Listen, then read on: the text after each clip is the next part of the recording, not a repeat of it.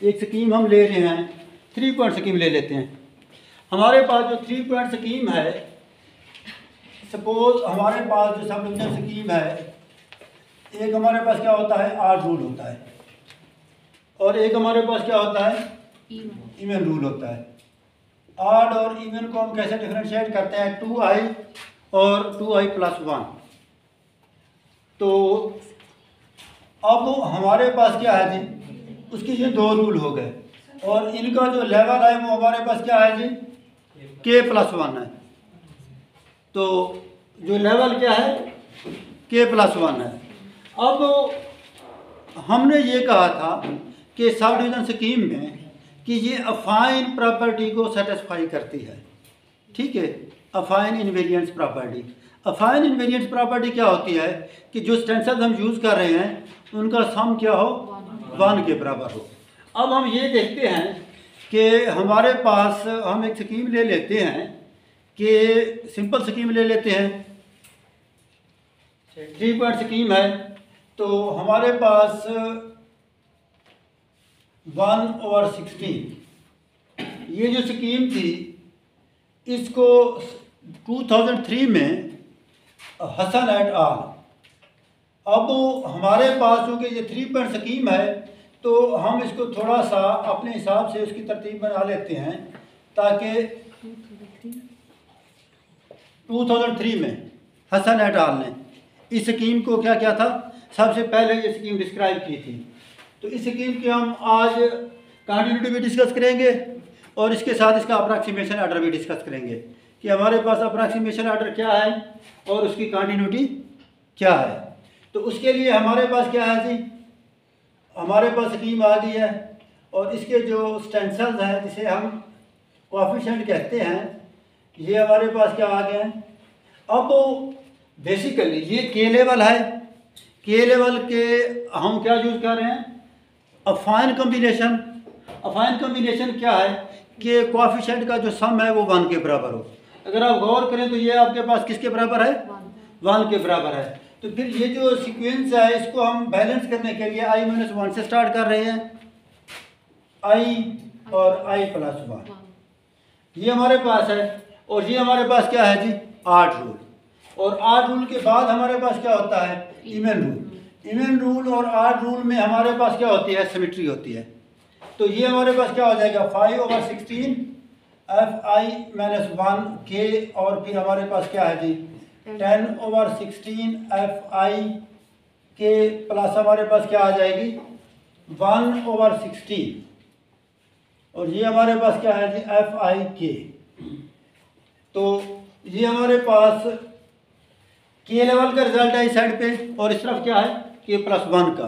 के को अगर हम 0 स्टार्ट करेंगे तो जो फर्स्ट लेवल के पॉइंट होंगे वो हमारे पास क्या होंगे, जो फर्स्ट लेवल के पॉइंट होंगे वो कॉम्बिनेशन में आएंगे किसके, 0 लेवल के 0 हो जाएगा तो ये 0 लेवल के हो जाएंगे।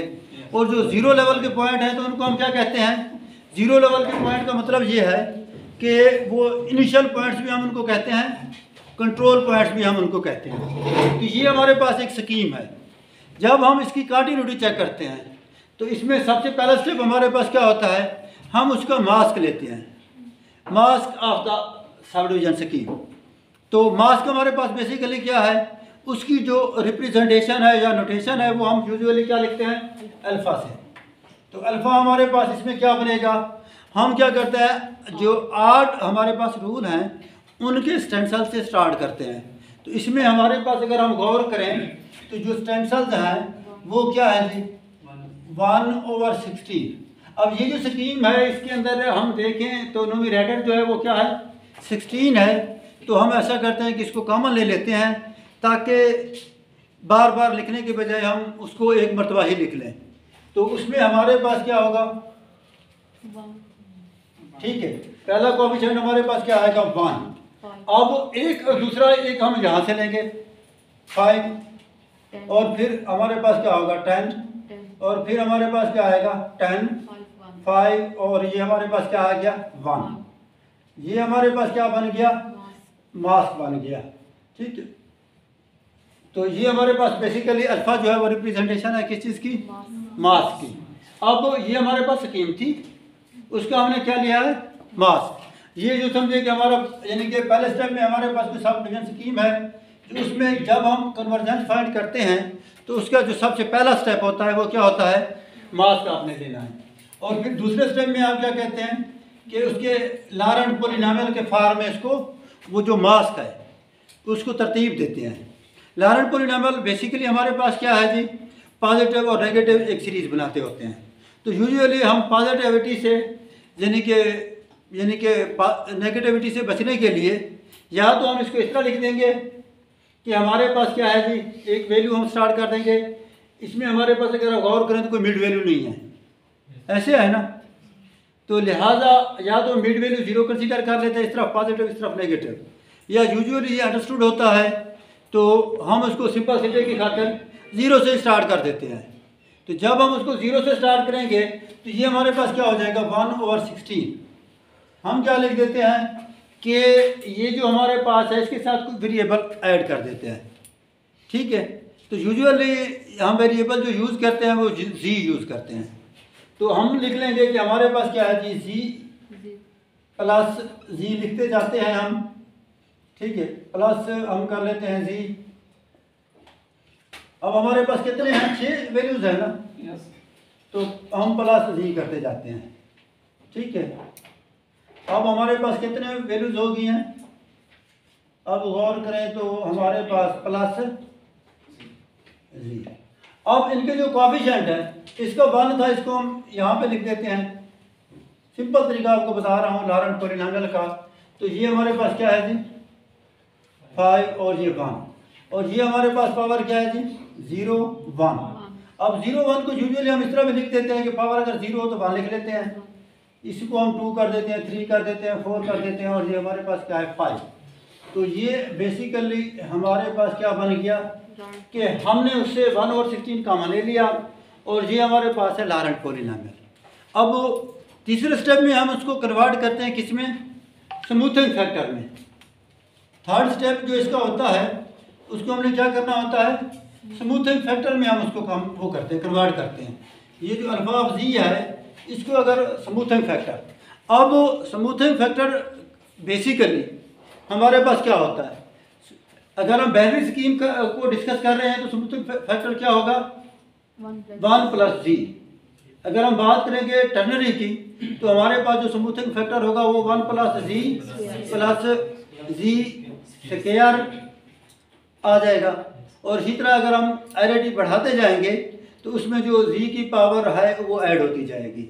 मिसाल के तौर पे पहले 1 प्लस जी था, फिर 1 प्लस जी स्क्वायर हो गया। इसी तरह हमारे पास क्या, अगर हम 4 लेंगे एरिटी तो वो हमारे पास क्या हो जाएगा, जी प्लस जी की पावर क्या होगी, 3 होगी, जी क्यूब यानी कि। तो ये बेसिकली हमारे पास क्या है जी, स्मूथिंग फैक्टर है। क्योंकि ये जो हमारे पास स्कीम हम डिस्कस कर रहे हैं ये हमारे पास कौन सी स्कीम है, 3 पॉइंट।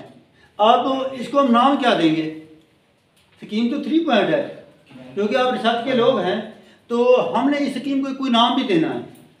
ये तो 3 पॉइंट हमने क्या किया, शार्ट। अच्छा, अब इसको डिफरेंट नाम है। एक नाम ये है कि इसको हसन एट अल ने इंट्रोड्यूस करवाया था, तो ये हसन की स्कीम के नाम से भी इसको हम कहते हैं कि हसन स्कीम। जिस तरह लास्ट में हमने डिस्कस की थी चेकन स्कीम, वो चेकन क्यों कहते थे कि जो मैथमेटिशियन था चेकन, उन्होंने उसको इंट्रोड्यूस करवाया था या कंस्ट्रक्ट किया था, और इसको कंस्ट्रक्ट किसने किया है, हसन ने। तो ये हसन एट अल की स्कीम भी है। उसमें हसन की इसलिए हम कहते हैं कि उसके अंदर सिर्फ हसन नहीं था, हसन एट अल का वर्ड यूज़ करते हैं, यानी कि उसके अंदर एटलीस्ट 3 या 3 से ज़्यादा आथर थे जिन लोगों ने इसको डिस्कवर किया था। और पहला आथर कौन था, हसन था। लिहाजा फर्स्ट आथर की मुनासबत से हम इसको क्या कहते हैं, हसन एट अल की स्कीम कहते हैं। तो ये जो हमारे पास स्कीम है ये बेसिकली किसकी है, हसन एट अल की स्कीम है। हसन एट अल की स्कीम है, तो ये स्कीम है बेसिकली क्या, ये किस कैटेगरी में लाई करती है, बाइनरी है, टर्नरी है, क्वार्टरनरी है, कौन सी है। तो मैं किसी से अगर पूछ लेता हूँ, आप बताएं कि ये स्कीम बाइनरी है, टर्नरी है, क्वार्टरनरी है, टर्नरी है।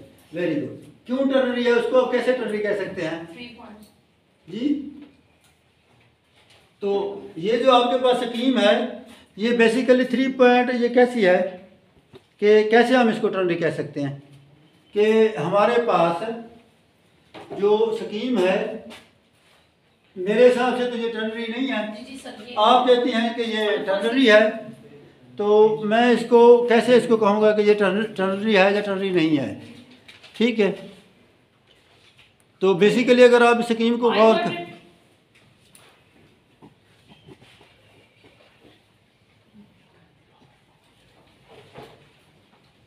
तो मेरे हिसाब से तो ये स्कीम जो है बाइनरी है। इसके अंदर क्या है, दो रूल है हर, ठीक है ना, दो रूल है, दो रूल। एक रूल हमारे पास क्या है कि ये वाला है, इससे हमारे पास एक नया पॉइंट इंसर्ट होगा और एक नया पॉइंट इंसर्ट होगा इस रूल से, और वो नया पॉइंट जो इंसर्ट होगा उसके लिए हमें क्या चाहिए होंगे, 3 प्रीवियस पॉइंट चाहिए होंगे, इसलिए हम इसको क्या कह रहे हैं, 3 पॉइंट। तो इसको हम क्या कह सकते हैं, 3 पॉइंट बाइनरी। अब ये हमारी जो स्कीम है बेसिकली क्या हो जाएगी, 3 पॉइंट बाइनरी। अब अगली जो इसकी कैटेगरी है स्कीम की, उसमें हमारे पास कैटेगरी क्या है, इंटरपोलेटिंग भी है, अप्रॉक्सीमेटिंग भी है। तो ये किस कैटेगरी में आएगी, अप्रॉक्सीमेटिंग में, क्योंकि इंटरपोलेटिंग स्कीम के लिए मैंने कहा था कि एक रूल क्या होता है, फिक्स होता है।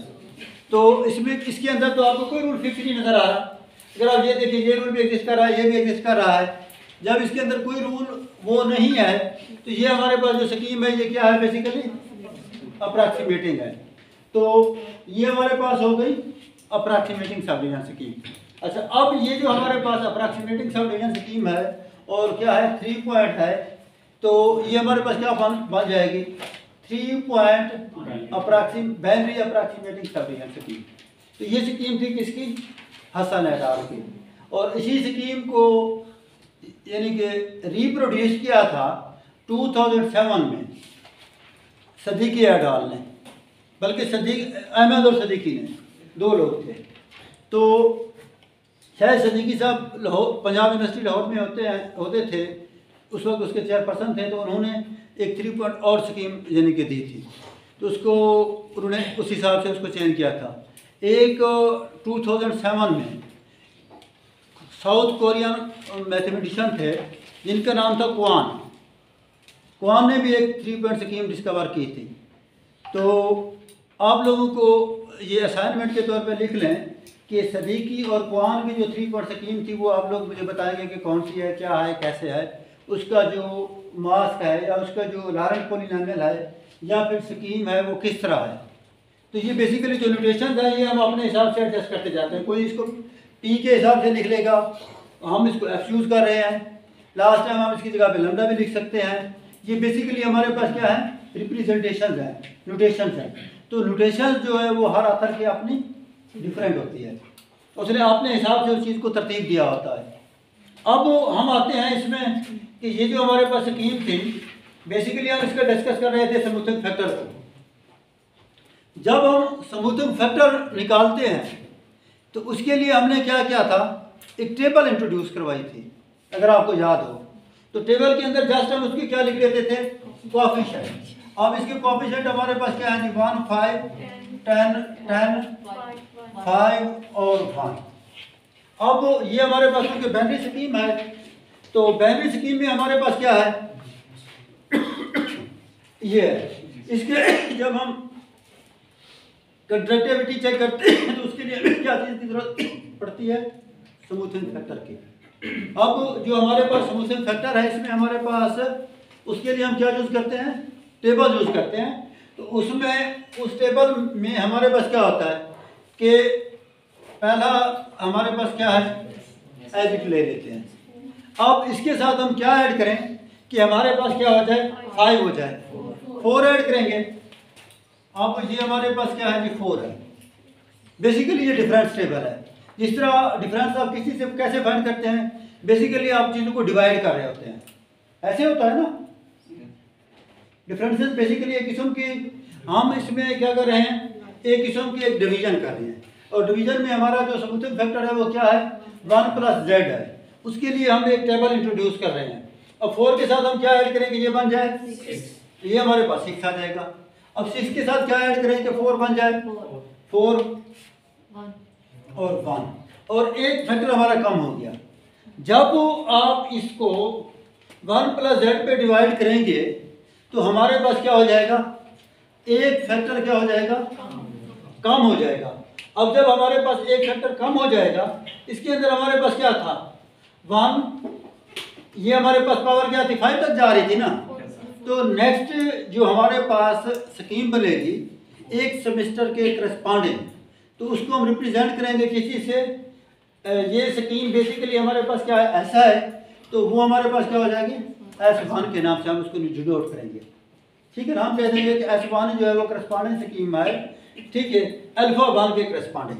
अब ये जो हमारे पास मास का हम स्मूथिंग फैक्टर बना रहे थे, तो वो बेसिकली हमारे पास क्या बन जाएगा 1 + z कॉमन हो जाएगा, बाकी क्या बचेगा 1 + 4z + 6z square + 4z³ + z4। तो ये हमारे पास आ जाएगा। एक और फैक्टर हम कॉमन लेंगे, α1 ले लिया हमने, फिर हम क्या लेंगे α2।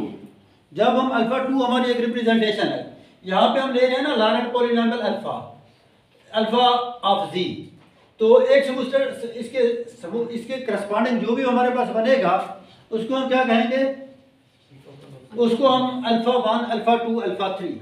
अब हमारे पास क्या है जी, एक और फैक्टर अगर हम कॉमन लेते हैं तो ये हमारे पास क्या आ जाएगा 1 3 3 1, और एक और कॉमन लेंगे तो फिर हमारे पास क्या होगा 1 2 1, फिर एक और कॉमन लेंगे तो हमारे पास क्या आएगा 1। अब हम ऐसा करते हैं कि ये बेसिकली हमने कितने फैक्टर लिए हैं, 1 + z के कितने फैक्टर हैं, ये हमारे पास 1 + z है, इसको हमने मल्टीप्लाई किया, 1 + z का क्या बन गया स्क्वायर, 1 + z का क्या बन गया 1 + z क्या बन गया 4, और ये क्या बन जाएगी 5। तो ये जो पहला हमारा स्मूथिंग फैक्टर था, बेसिकली इसको थोड़ा सा मैं इधर शार्ट करके बीच में से लिख देता हूँ कि α(z) इन टर्म ऑफ जो हमारे पास स्मूथिंग फैक्टर होंगे वो क्या हो जाएगी 1 + z, इसकी पावर क्या बन जाएगी 5। ये 5 नहीं है पावर, यस सर 5 है मेरे हिसाब से यही बनेगी। जब हम एक फैक्टर कॉमन लेंगे, ठीक है ना, तो ये हमारे पास क्या है जी, ये मास्क है। अब हम क्या लिख रहे हैं कि α1z, यानी एक फैक्टर हम क्या ले रहे हैं कॉमन ले रहे हैं, ये हमारी एक रोटेशन है, तो इसमें हमारे पास क्या हो जाएगा, तो इसको जब हम लिखेंगे तो ये हमारे पास क्या आ जाएगा 1 + z, ये तो हमने ले लिया कॉमन, ऐसे है ना। फिर हमारे पास जो नेक्स्ट हो जाएगा वो क्या हो जाएगा 1 प्लस क्या लिख देंगे 4z + 6z square + 4z plus हमारे पास क्या हो जाएगा z4। अच्छा जी, अब हमने इस फॉर्म में लिख लिया। अच्छा, इसमें हमारे पास क्या है, हमने क्या ले लिया 1 + z, ये हमारे पास क्या बन रहा है बेसिकली α1 के बाद क्या हो जाएगा 2z, तो इसमें हमारे पास क्या आ जाएगा 1 + 3z प्लस क्या हो जाएगा 3z स्क्वायर, ये हमारे पास क्या आ जाएगा इसमें, ऐसे है ना। और जहाँ पे इसकी पावर क्या थी 1 थी, तो इसकी पावर क्या हो जाएगी 2। फिर हमारे पास क्या हो जाएगा α3z, ये बेसिकली हम क्या है in term of smoothing factor उसको वो कर रहे हैं, कॉन्टिन्यूटी को डिस्कस कर रहे हैं, ठीक है। तो ये जो हमारे पास कॉन्टिन्यूटी है, ये हमारे पास क्या हो जाएगी 1 + z, इसकी पावर क्या हो जाएगी 3। ये सबसे सिंपलेस्ट स्कीम मैंने ली है ताकि आप लोगों को टेबल की भी आसानी से समझ आ जाए और स्मूथिंग फैक्टर निकालना भी आसानी हो आप लोगों के लिए। कोई कॉम्प्लिकेटेड स्कीम भी ले सकते थे जिससे आप लोगों को शायद समझ ही ना आती, जिस तरह बुक्स में थ्योरम की फॉर्म में लिख देते हैं चीज़ें, और वो जो चीज़ें हैं उस तरह है, ठीक है। तो फिर हमारे पास क्या है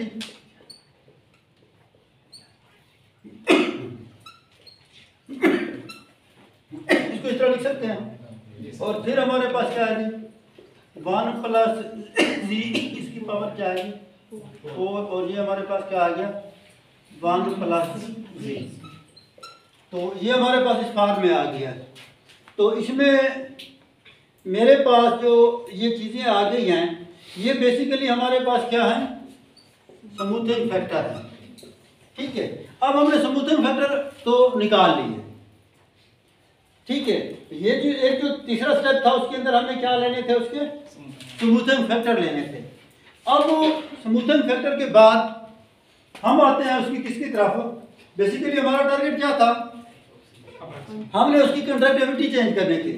अब उसकी जो कंडक्टिविटी है वो हमारे पास क्या है, ठीक है, तो वो बेसिकली जो कंडक्टिविटी है, ठीक है, ये हमारे पास एक स्कीम है। तो इसकी हम आ रहे थे कंडक्टिविटी की तरफ, टेबल भी हमने लिख ली, स्मूथिंग फैक्टर भी हमने निकाल ली है, हमने एक हमारे पास एक फार्मूला है, ठीक है। बेसिकली जब हम स्मूथिंग फैक्टर वो फाइंड करते हैं, तो जो स्मूथिंग फैक्टर हम ले रहे थे, अब हम अपने फार्मूले की तरफ आते हैं। ये आपको सिंपल फॉर्म में हम बता रहे थे।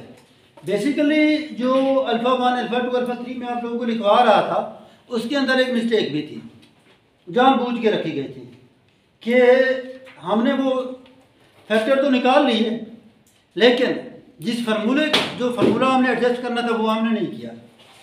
कि बेसिकली वो फार्मूला क्या है,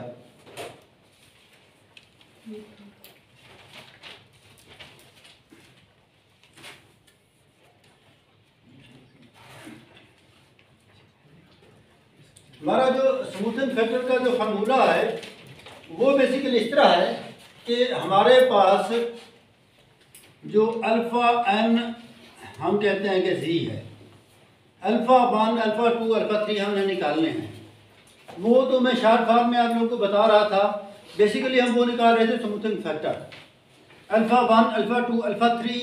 कंसेप्ट क्लियर करने के लिए मैंने उसके वैल्यू जो ली थी वो एक्चुअल वैल्यू नहीं थी, क्योंकि फार्मूले में हमने उसको अभी एडजस्ट करना है। वो जस्ट हम एक फैक्टर निकाल रहे थे, तो जस्ट हमने उनको नाम दे दिए थे ना। बेसिकली हमारे पास अल्फ़ा एन जी किसके बराबर होता है, ये हमारे पास होता है 2 ओवर क्या होता है 1 प्लस जी, इस सारे की पावर क्या होती है एन, इनटू हम क्या लिखते हैं अल्फ़ा ऑफ जी। बेसिकली हमारे पास ये है। तो वो जो टेबल थी उसमें से एक दफ़ा हमने क्या लिया 1 प्लस जी कॉमन लिया, और इधर से हम क्या करेंगे, हमने अगर सपोज अल्फ़ा 1 जी लेना है, ठीक है, तो ये हमारे पास क्या हो जाएगा 2 इंटू 1 प्लस जी।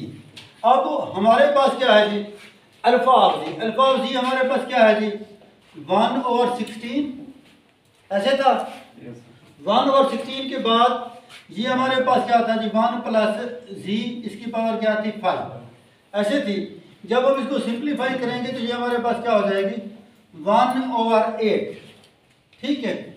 फिर हमारे पास क्या आ जाएगी पावर 4 बच जाएगी, उसको एक्सपैंड करेंगे तो वो हमारे पास हमने ऑलरेडी उस फॉर्मूले में एक्सपैंड की हुई थी।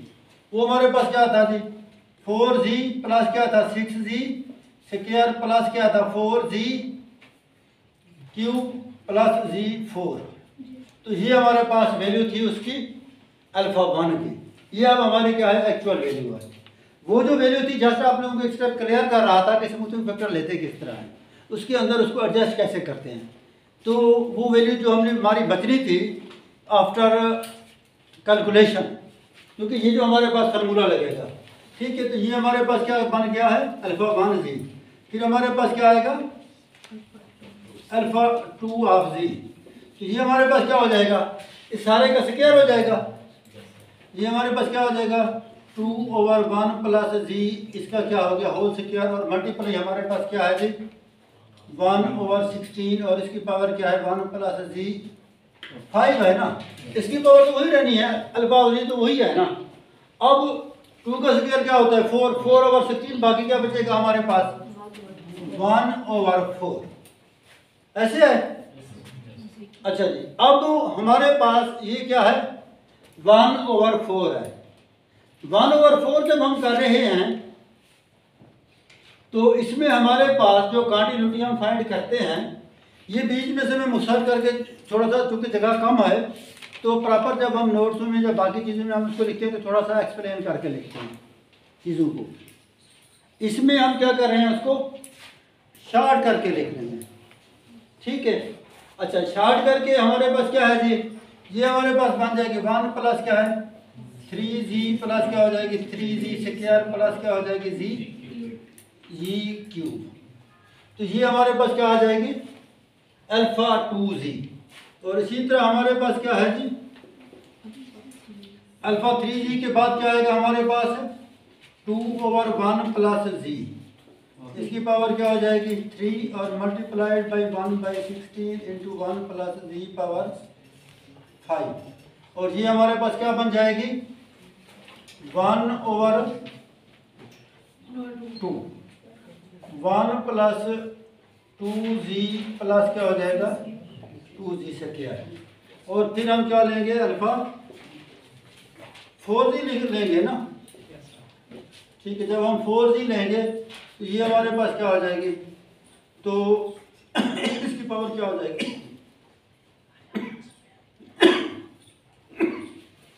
2/1 प्लस जी, इसकी पावर क्या हो जाएगी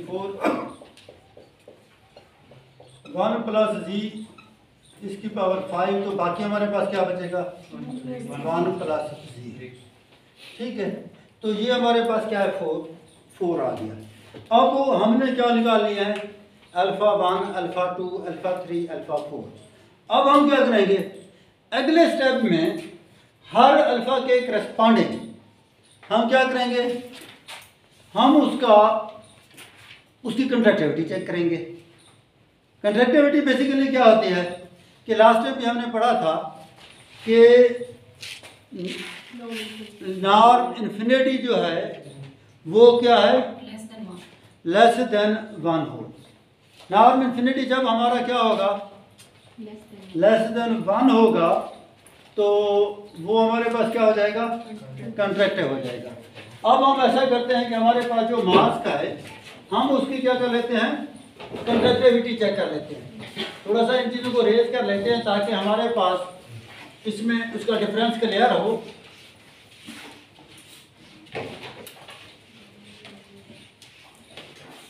तो ये हमारे पास क्या है जी बेसिकली हम इसमें ऐसा करते हैं कि अब हम आते हैं इसकी कंट्रैक्टिविटी की तरफ। तो ये जो इसकी कंट्रैक्टिविटी हम चेक करने जा रहे हैं